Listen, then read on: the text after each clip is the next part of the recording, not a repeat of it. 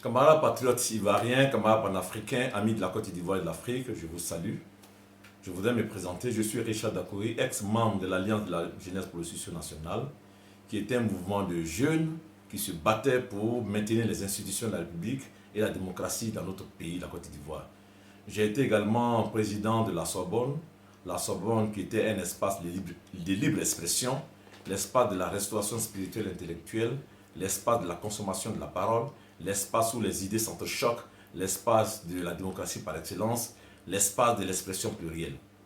Aujourd'hui, je voudrais partager une de mes réflexions avec vous et vous demander d'en déguster la saveur, d'opiner et de m'apporter la contradiction pour que le débat puisse s'enrichir.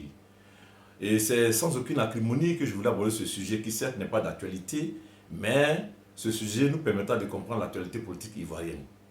Alors, j'ai pu déceler des plaies qui frappent le régime de Ouattara. Et ce sont des plaies béantes et géantes. Alors, de quoi s'agit-il? Il s'agit des plaies qui ont pour père le mensonge. Oui, vous avez bien entendu, le mensonge. Le mensonge tel que défini par le dictionnaire, qui est une assertion, excusez-moi, c'est une assertion pour déguiser, pour altérer la vérité. Alors, c'est également s'investir dans le faux, faire du faux, dans l'illusion, et le mensonge a pour but de tromper. Certes, chers camarades, chers amis, le mensonge il est consubstantiel à l'espèce humaine. Mais le mensonge ne saurait être l'élément substantiel de la vie de l'homme.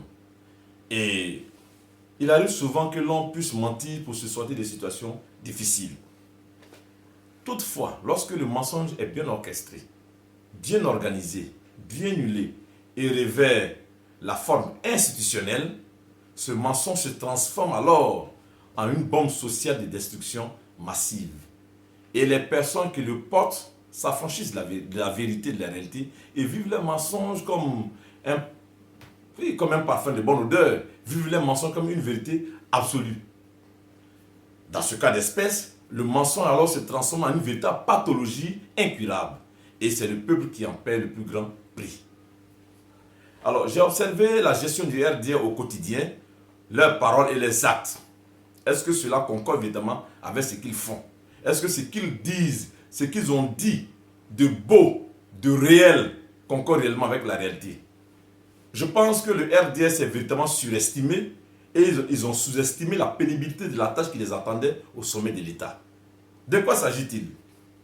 Je voudrais faire se ressortir un élément du mensonge du RDR, le vivre ensemble. Le vivre ensemble qui représente leur philosophie politique.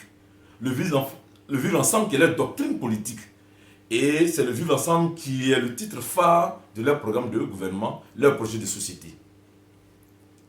Mais pour montrer qu'ils sont dans le faux et qu'ils sont dans le mensonge, je vais vous présenter alors comment est-ce que le vivre ensemble a été appliqué par le RDR. À l'occasion de son invitation sur TV5, Ouattara a dit ceci, qu'il était venu pour mettre fin à l'injustice et que les cadres du Nord ont été marginalisés par les régimes précédents.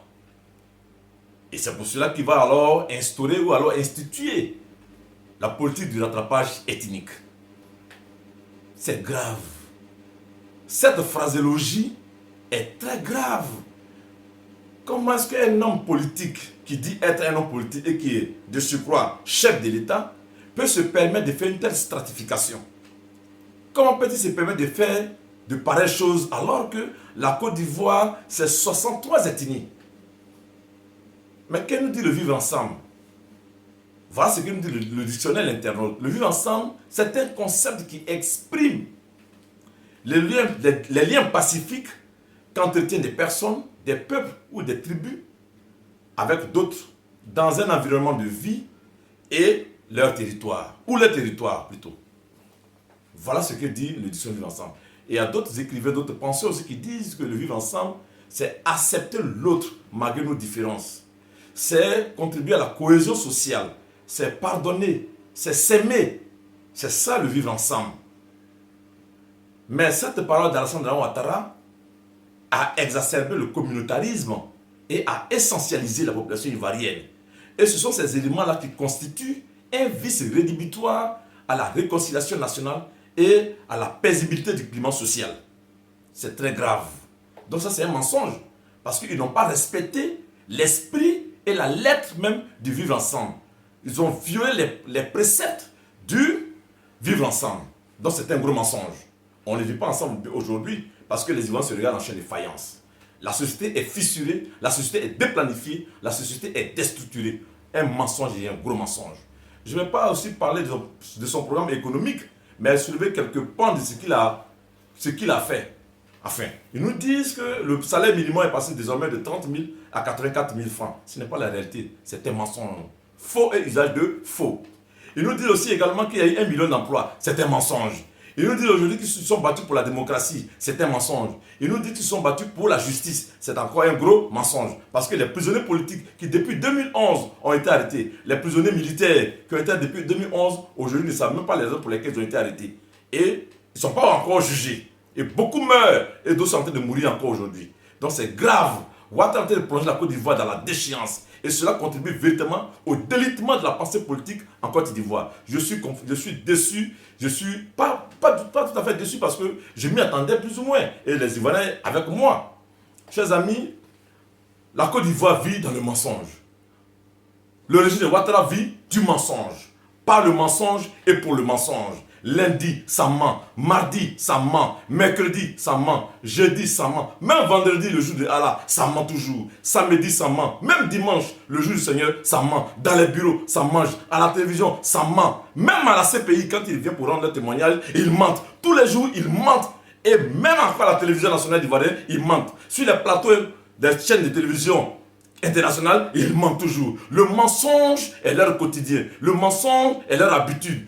Et c'est la Côte d'Ivoire qui va en pâtir, c'est les Ivoiriens qui vont souffrir. Chers amis, je voulais interpeller sur cette citation de Martin Luther King qui disait, et je le cite,